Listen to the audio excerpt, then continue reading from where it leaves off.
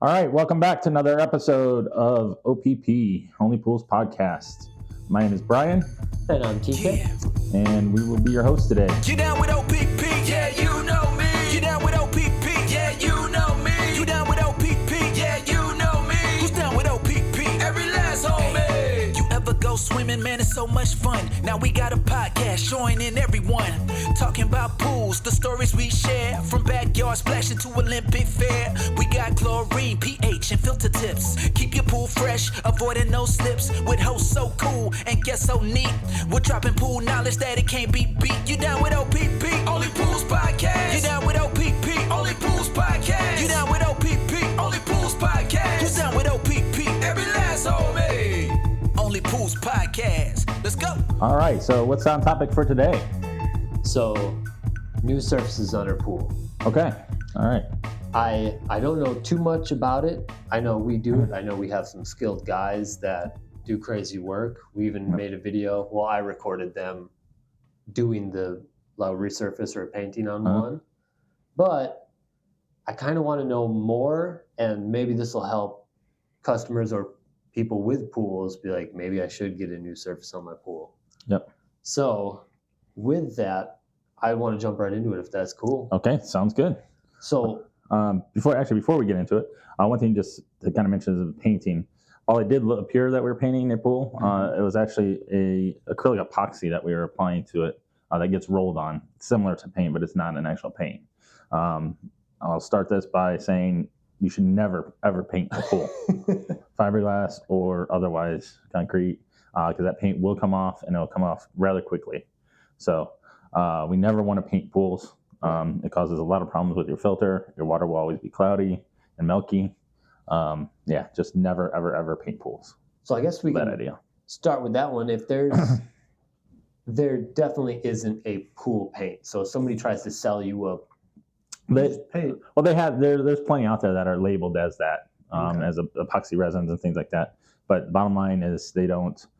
They could last a month. They could last a year. The biggest thing that contributes to the determination of any surface, whether it's painted, fiberglass, concrete, or even vinyl liner, is water chemistry. Water chemistry is the key to keeping a surface good and lasting for a long time. Most surfaces come, whether it's fiberglass or otherwise, come with a 10-year warranty on them. Oh. Like I know when we do our fiberglass pools, the epoxy resin that we use has a 10-year life or warranty on it. Same way with our concrete surfaces. It's usually 10 years. Wow. Some are 15. There are some out there that are considered lifetime. The truth and ugliness of it all is, as far as warranties go, is there are many, many loopholes in them. And I'll probably catch flack from other pool builders and renovation companies, talking about this. But the truth is, for instance, if you don't keep detailed digital records, like how when we do service, we take photos of the actual water chemistry of the strips, we write it down, and there's a record of what the water chemistry's been the entire time we've been doing the pool. Yeah. Well, if you can't show those that history week in and week out every week, if you miss 1 week, the warranty's voided. That's their loophole. So because most of the time it's bad water chemistry that makes your surface go bad. It's not the surface job that was done. Right. It's usually a water chemistry issue. So they can pass the blame off. Correct. And so don't get too wrapped up in the whole lifetime warranties or 10-year warranties or anything like that, because it really depends. That's the advantage, not patting ourselves on the back or anything, but if we resurface your pool or remodel your pool or build you a pool, and we're maintaining it, we don't have the out now. We can't say it's water chemistry because we're in charge of the water chemistry. So that is kind of a catch-22 that we lose that advantage too if we're taking care of our customers' pools. But just for the most part, just don't get all the warm and fuzzy feelings of having a warranty on a pool, because there are many ways out of it. So, but if you notice, what are some signs that you need a resurface? Some signs for a resurface would be, pitting in the surface, like little divots in the concrete. Maybe some of the concrete gunite is actually showing. Would you see those divots, or would it be? Okay. You'd see it. Sometimes, depending on the pool, if the pool just has scale on it, which is usually a light brown staining on the surface and patches, or majority of the pool. A good acid wash will get that off, where we drain the pool, we pour muriatic acid around the walls of the pool, brush it, and then give it a good rinse, and that'll take that scale off and give you kind of a fresh finish look to it. But not necessarily need a resurface. Right.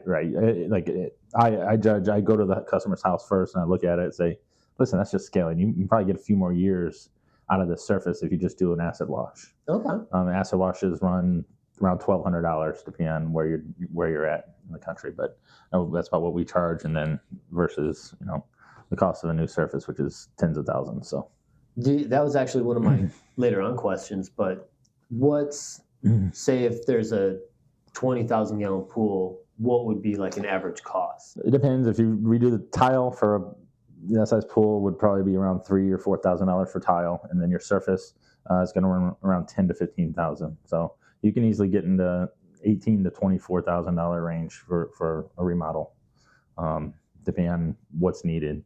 We come across pools all the time that have other things that we don't know about until after the pool is drained. For instance, hollow spots. Hollow spots are when water gets trapped between the surface of the pool and the gunite, a shell of the pool, and it creates a hollow spot. So that just like tile in your house, if you take a metal rod and run it across the tile, you'll hear the hollow spots. Yeah. We do the same thing. So a lot of pool companies will just chip out those hollow spots only, and then fill them in with new surface and leave. And other spots that aren't hollow, they'll just leave. Because they technically have a decent bond to it. Anytime we do renovations, we chip the whole pool out every single time. Doesn't matter how good that bond is, because I don't want that to be the reason that we have to come back if a pool starts to chip out again. So that's just our policy. I've seen plenty of resurfaces work good doing that, just chipping on the hollows only. But we just don't mess around with it. I don't ever want to have to go back and redo a pool again. So we go to the gunite every time. And then I guess if a place didn't want to go all the way to the shell, how many times could you resurface before it just... If there's a good bond and there are no hollows, usually twice. Okay. I would say I've seen 3, I've seen 4 times, 4 layers. Same with tile. I've seen people tile over tile 3 times, which is always a bad idea. Yeah. But there's a lot of things that, another thing besides the hollow spots and stuff that we look for that is usually a surprise is what's called a beam crack. So if you're looking at the tile line of your pool and you see a crack going along the tile that's horizontal, going tile, that's usually a sign of a beam crack. And then once we pop that tile off, we can see the concrete beam. The beam is the 4 to 6 inch concrete structure that kind of holds your pool together. Okay. So that's what the beam is, but that's cracked.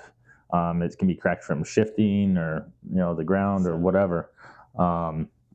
That needs to be repaired before you tile over. Otherwise, your new tile will crack again with that void there. So we use epoxy injection to fix those type of cracks, and staples. Sometimes it just kind of depends on what the crack is and how we go about repairing. But those 2 things are usually surprises for customers when we quote them, and then we're like, listen, it could be another up to $5,000 more if we find these things. That's good to know. So those 2 are really the only things that are surprises that would change somebody's estimate or cost for renovation. And there's nothing really you could do if you came across that. You couldn't just be like, whoa, no, not really. We can't leave it. We can't retile over. Right. I mean, yeah, we wouldn't, just because in the pool world, whoever touches it last is responsible. Yeah. So we wouldn't. So that you can see, like, if you've gone up, you've seen a lot of calcium buildup on tiles, especially like by the waterfall, where it spills over from a hot tub into the pool. A lot of that's from not properly waterproofing shell of the pool before they surfaced, and they're getting effervescence. I can never pronounce that correctly. Coming through, this calcium being pulled through. One way to avoid that, and something that we do with all the tile that we install, I shouldn't say all, but if a customer's going to be keeping their house and they want to do a renovation, we want to do it right, we'll spend extra money to use epoxy grout. And that'll keep that from happening. And that's something you just go all over the tile? Yep. Or just in between? No, it's just in between in the seams of the tile.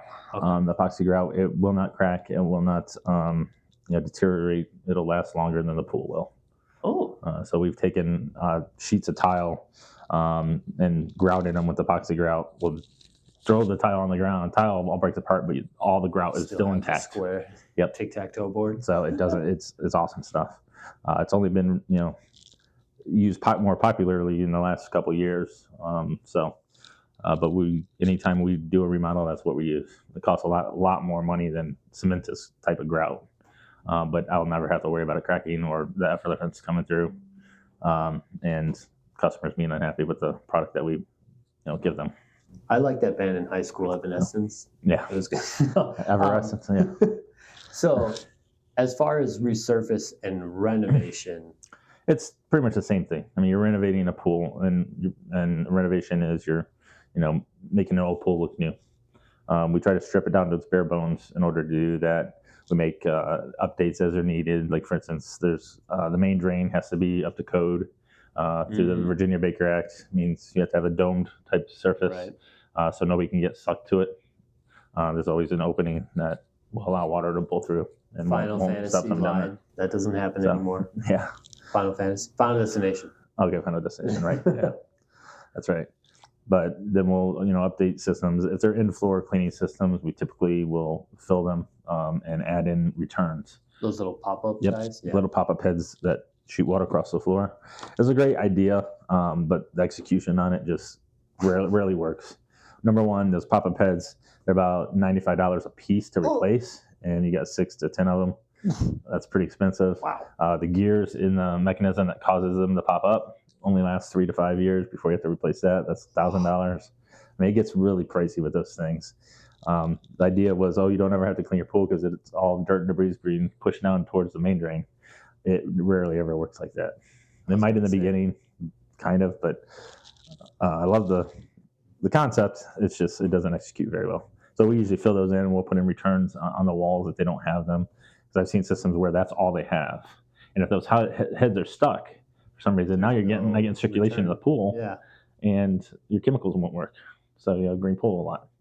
So if we get the opportunity to eliminate them and put in regular returns, we'll put in 2 or 3 returns to get a good circulation going. So I guess I didn't know that. Could you, from the floor pop-ups, and you add returns on the wall, are you going through rerouting something, or are you breaking no, through the shell? we're breaking through the shell of the pool, Okay. and running new plumbing right through that shell, and sealing it up real good, usually with a hydraulic cement or something like that. Oh, I didn't know that. So, yeah, it's a lot of work, but it makes the system just run much better. Could you, I guess from what it sounded like, there are other companies that will just do a resurface without. Yep, and they usually do it quick and cheap. And then those companies are out there, and your surface might last for a while. It might make it 10 years. Again, the key is water chemistry. So either make sure you know what you're doing with your water chemistry and keeping it balanced all the time, or make sure you have a reputable company that's taking care of it for you. So it doesn't ruin that. So because $24,000, that's a lot for renovation, and that's double what it was back in 2019. 2019, it would have been half that, 12,000. For renovation. Now it's at 24. Prices, I see them coming down a little bit, but not much. And why would they? I mean, honestly, if people are willing to pay it, because your other alternative is, okay, let's scrap that pool, which is $10,000 to have a pool removed from the ground, and then you have no pool, or you have a new pool built, which is $80,000, $120,000, etc. So $24,000 sounds pretty good, rather than scrapping the whole pool. Whoa. So, but it is a major expense, and you want to make sure it's done right. Another thing where I see people go wrong is after the pool is finished and it's been resurfaced, looks great. Very important, just as much as the resurface itself, is the 30-day startup time. That was my next question. What maintenance is required after the surface is done? All concrete surfaces, whether it's a walkway you're having done or anything like that, take 30 days for that concrete to fully cure. And pool is no different. It's a cementous project or product that needs that 30 days to cure. So we don't walk on the pools. We don't use them. I recommend that nobody uses the pool for the 30 days. Depending on the material that's being used, there is a couple things out there. And I'm only speaking about concrete pools right now. Okay.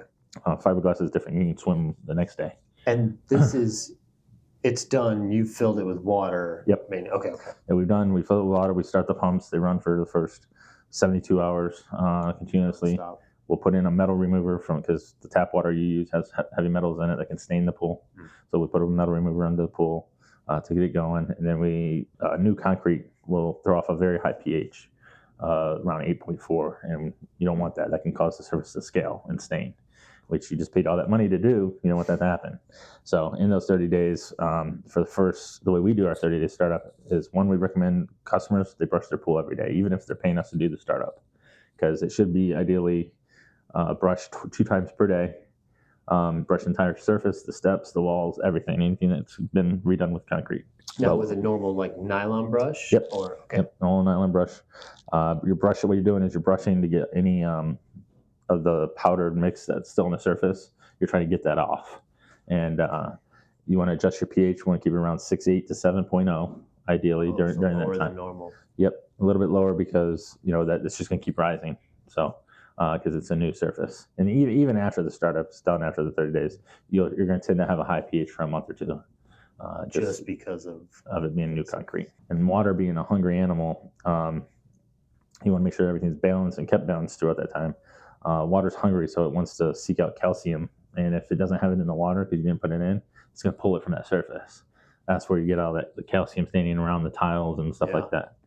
It's because of that. So water chemistry is the key to everything. I mean, whether it's us servicing a pool for customer, new surface, whatever, it's all about the chemistry. Now, when you resurface to a different color, obviously it'll look different when water's in there. Yep. But does the color, I guess, fade out a little bit from the initial? Not really. It shouldn't. It should stay the same as long as, again, chemistry is kept good. When you see fading or there is possibility you'll see different shading in different areas. That's just part of the mix. I personally would never go with a colored surface because I prefer a white base with like blue stone, or you can do tan or black stone mixed into it, because that white base will allow me to treat stains much easier than I would with a colored surface.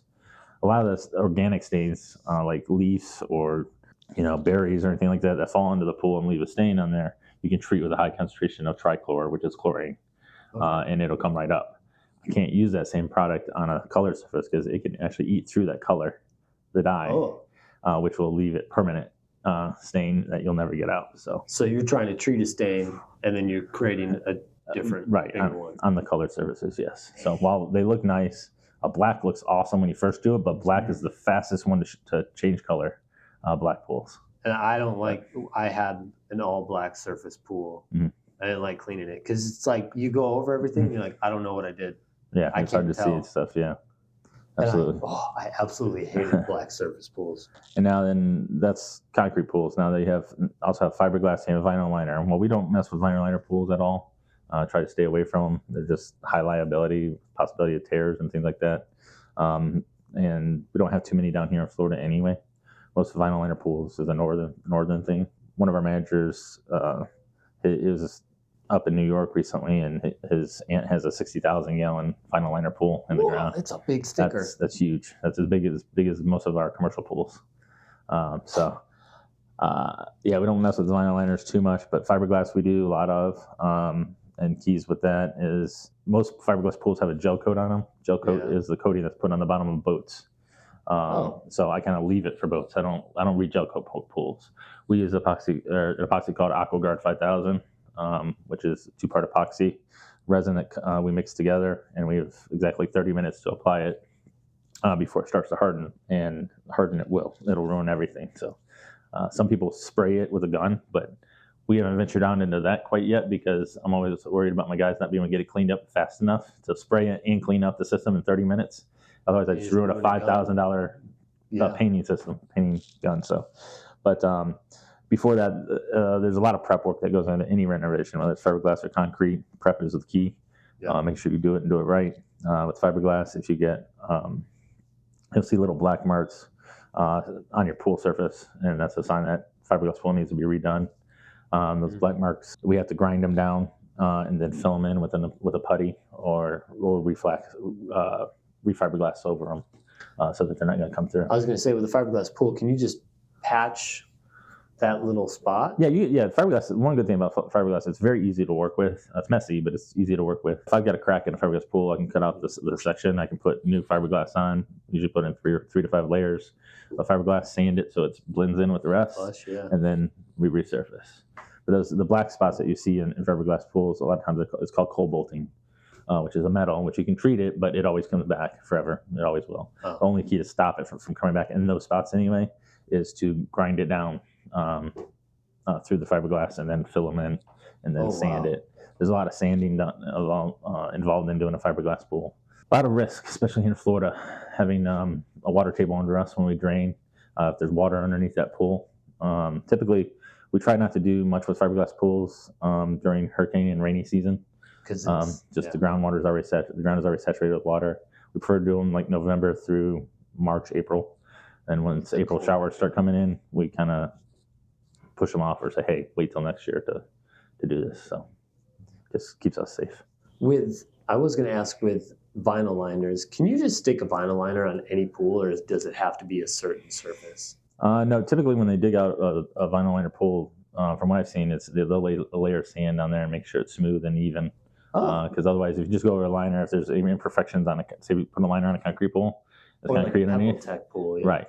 Those pieces of rock can puncture later on because that's just good. Because underneath is just going to keep deteriorating if it's a bad surface. So it's not a cure-all. It's just a cool sticker. I recommend it. But I think I've heard of and seen vinyl liner pools that have lasted for 20 years, and before they get changed out, it can happen. Again, water chemistry. That's what breaks them down. We had one vinyl liner pool. I remember we took over the account. Somebody I was actually going to partner with that's in the pool business was renting this house. I saw the worst rigged pumps and heaters and stuff to power that it shouldn't be, and there's a huge fire hazard. Go to the pool, and usually there's patterns on the bottom of these vinyl liners, like design patterns. Well, this was mostly the design had been baked off because he was throwing cal hypo or straight into onto the pool, and it settles on the bottom and it eats through that surface, and it ate through the pattern. And so the filter was always blue with a blue milkiness because the stuff was coming off of the surface. No, the vinyl liner. Speaking of that, when you say you brush a fiberglass pool and that cloud comes off, is that a sign of needing to be resurfaced? Yes, it means your gel coat is breaking down, and that's what's going into the water, that cloudiness. So that's one sign that will need to resurface your pool. Typically, when we take over a fiberglass pool, first thing I do is run my hand along the wall, and I pull it out, and it's white from powder. I'm going to tell them, hey, your surface is breaking down, just so you know. There's very little you can do. I've heard of people that adjusting the alkalinity, I believe higher in the pool will help slow that down, but it won't stop it. So I got you. And then say you do have a fiberglass that is powdery like that. That's not necessarily the fiberglass itself, is it? No, you're not at the fiberglass yet. That's the gel coat that goes over top of the fiberglass. Okay. When you start seeing a yellow stuff, and it'll even start to kind of fray a little bit, the surface. Right. If you get in your pool and you feel itchy when you get out, that's the fiberglass that's in the pool. That means it's really deteriorated and you're at the fiberglass now, and don't go in. Now, as far as resurfacing or renovations, is there anything else that a homeowner should look out for or keep an eye on if they want to do? Just keep an eye on your water chemistry. I keep going back to that because it is the center of everything. Keep an eye on that water chemistry, right? Holy Trinity, yeah. Holy Trinity. Like we've mentioned in other episodes, always get a couple estimates. Don't just go with your first estimate. I even tell people, hey, listen, get other estimates besides ours. There are going to be people that are cheaper than us as well. I don't shy away from that. It is what it is. We charge what we charge, but we back it up, so well with what we do that, I'm not going to bend on pricing just to get a job. Right. Because if I do that, then I'm going to have to cut a corner somewhere. If I have to, lower my price just to get the job, then, well, where am I going to make that up at? Mm-hmm. And that's the way with any pool company. They're going to try to find their ways to make as much money off a job as they can. So we just make it a habit. We don't bend on our pricing. That's good. Good. If you're trying to save money and things like that, we'll look at what you're asking for. Because usually with a renovation, they're not asking for just a surface, but then like, okay, well, let's go with LED lights, which are $1,200, and let's go with a brand new heater, which is $5,000. So we'll start cutting there and say, listen, wait till later to get your heater. It's the beginning of summer. If you don't need it until January. Right. If you want to try to save money and get the heater later, or a salt system, you can wait till later to put a salt system in, whatever. Do you have a tip for? Yeah, my tip is to pay close attention to your water chemistry.